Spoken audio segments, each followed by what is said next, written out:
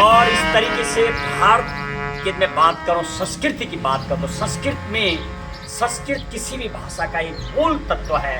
जिस तरीके धरती माँ है, तो उसी प्रकार भारत की जितनी मानक भाषाएं हैं, ये दुनिया की जितनी भी भाषाएं हैं, सबसे वैदिक और पुरानी और सबसे जो धरती में जब धरती का जन्म हुआ था उसी टाइम संस्कृत का भी जन्म हुआ था। इसीलिए आज धुन देंगे मेरे साथ मामा जी राधा वल्लभ नौटियाल जी संगीतकार। भारतीय संविधान संस्कृत में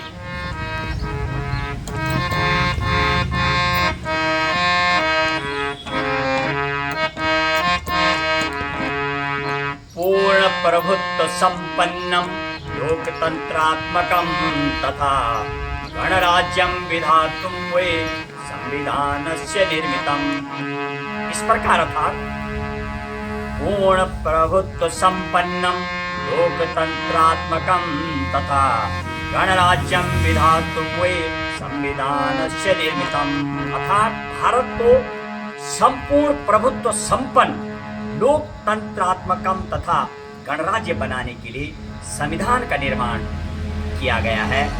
क्योंकि लोकतंत्र जो भी दुनिया में है उसे तभी गणराज्य बनाया जाता है, रिपब्लिक जिसको बोला जाता है। जब वहां लोकतंत्र होता है तभी गणराज्य माना जाता है।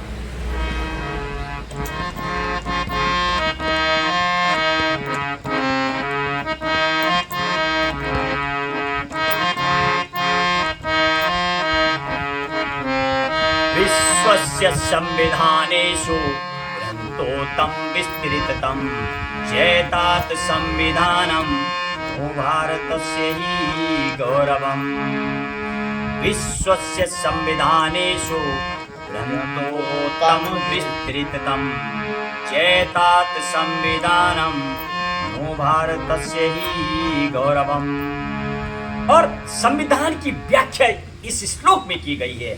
जैसे कि मैं आपको बताऊं, विश्व के सभी देशों के संविधानों में हमारा संविधान सबसे विशाल, सबसे श्रेष्ठ एवं सबसे उत्तम है। ग्रंथोत्तम विस्तृतम, और विस्तृत भी है।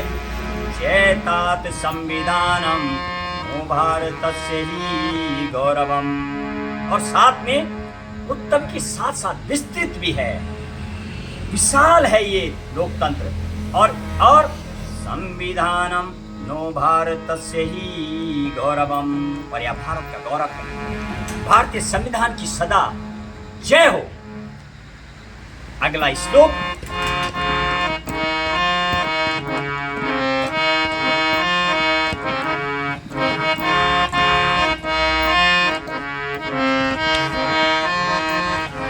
जनकः संविधानस्य अम्बेडकर महोदय श्री राजेंद्र प्रसादश्च संविधान सभापति।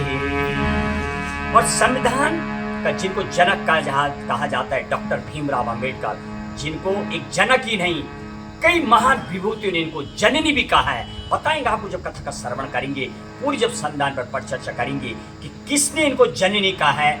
और इसके अलावा इसमें जनक तो थे 7 और पांडुलेखन जो समिति थी, ड्राफ्टिंग कमेटी थी, जो संविधान सभा थी, संविधान निर्मित के लिए जो सभा बनाई गई थी, जो एक पांडुलेखन समिति थी, उसमें 7 और लोग थे। सबसे बड़ी बात उनका भी हम अपने जब हम श्रवण करेंगे तो आपको बताएंगे। एक constitutional legal adviser VN Rao, Venigalla Narasimha Rao, रीढ़ की हड्डी की तरह उन्होंने काम किया था। वो एक बैकबोन थे, लीगल एडवाइजर थी, वो लिख के लाते थे। तब जो ये 7 सभाएं थी, जिसको कि जनक कहा जाता है, भीमराव अंबेडकर की टीम पूरी ये लिखते थे। और वही इसमें लिखा रहा था, श्री राजेंद्र प्रसादश्च संविधान सभापति। और उस संविधान सभा के सभापति डॉक्टर राजेंद्र प्रसाद थे। जब वो लिख के लाते थे, उसका जो सभा जब बैठती थी तो उस सभा में डॉक्टर राजेंद्र प्रसाद इसका निर्णय करते थे। लेकिन वेनिगल नरसिंह राव जो थे लीगल एडवाइजर, उनकी बहुत अहम भूमिका रही है इसमें। और साथ में डॉक्टर भीमराव अंबेडकर की बताएंगे आगे चल के। एक और श्लोक संविधान का विवरण।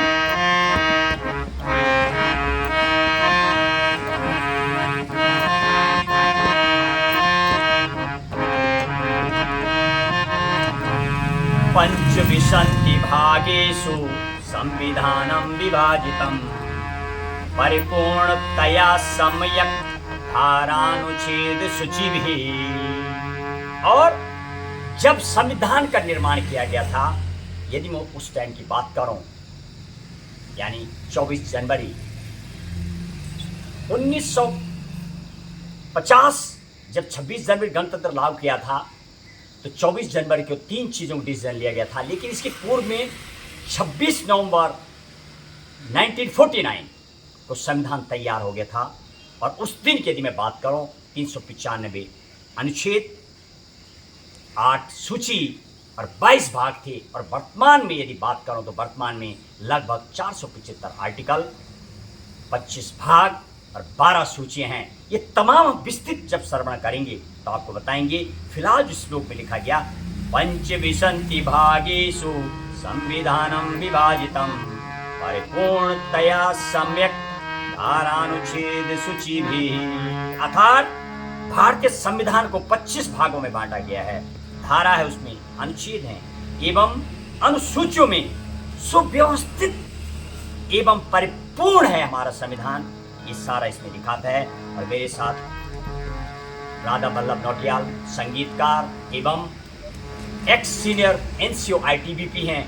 आपने तमाम कई जगह पर अपने संगीत के माध्यम से काफ़ी नई चीज़ देने का जो प्रयास किया, एक और संविधान की जो कथा एवं पहली बार भारत में भारतीय संविधान ज्ञान सप्ताह यज्ञ एवं साप्ताहिक संविधान पर चर्चा का आयोजन में आपका भरपूर सहयोग मिलता हुआ। और इस तरीके से हमें बराबर ट्रेनिंग देते हैं, स्वयं लिखते हैं, स्वरचित कई चीज़ें इनकी आज भी दिखाई देती। और हमारे साथ एक भूतपूर्व प्रधान है महापी गाँव के, वो हमें सहयोग दे रहे हैं। उन सभी का, तमाम लोगों का मैं इस मंच और इस जो अभ्यास सत्र चल रहा है उससे उनका यहाँ से उनको स्मरण करते हुए उनको दंडवत करता हूँ। साथ ही कई लोग आगे एक और भजन करेंगे मेरे साथ। जय हिंद, जय संविधान, जय भारत।